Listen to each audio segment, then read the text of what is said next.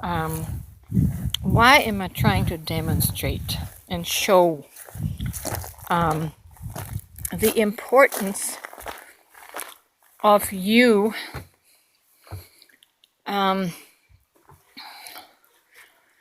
giving you the highest honor by thinking of yourself as God? When you are finally able to accept this highest honor, this highest esteem, only then are you truly loving yourself. When you look at my life, even though I say I am Source, I am God, I'm conducting myself very humbly. I'm not living like some pompous, blown up ego, trying to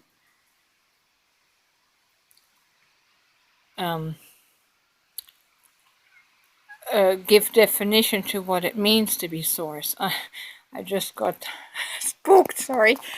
The pony escaped the fence again. Scooter, what are you doing? What are you doing, you guy? Anyways, why it is important. And you know something? This is not something I have learned from anybody. This is direct inspiration from Source.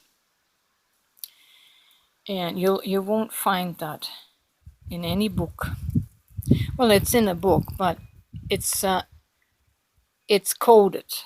It's in the Bible, but it's coded. And most people missed it, like I have missed it as a Christian. I didn't know what the Bible was talking about. But it's talking about you being God. I and the Father are one. To be one with the Father is to be God. So anyways, to bring it back to that, why am I emphasizing this message? That you have to view yourself as Source, as God.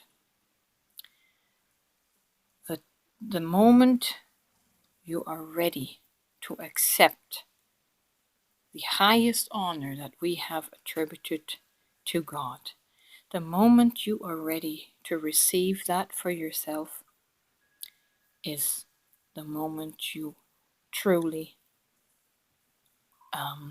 recognize and accept yourself as worthy of that.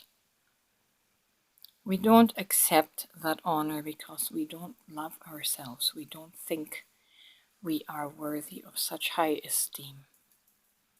It's a subconscious problem, right? But when I love myself and I am no longer hesitant to bestow the highest honor upon me in this humble way, it's the ultimate manifestation of self-love. I'm going to be talking about this again and again and again because this is my reality. I'm not speaking from something I have learned in my mind. This is coming straight from God consciousness. I'm going to keep repeating it until you get it. And then you can be God in full humility. Emmanuel, God coming in the form of a man. Humanity. If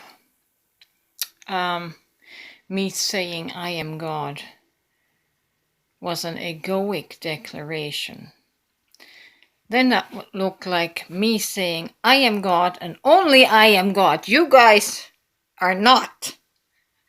No, this is exactly the same moment that Jesus encountered in John 10:34 when the Pharisees came up to him with blasphemy charges.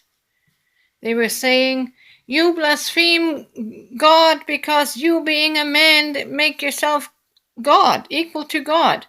And what did Jesus say? It says, "Is it not written in your scriptures, I said you are gods, and all of you are children of the Most High?" That's the very same thing I'm trying to express here. I'm not claiming godhood for myself, for my ego. All of you are the children of Source. All of you are the emanations of Source.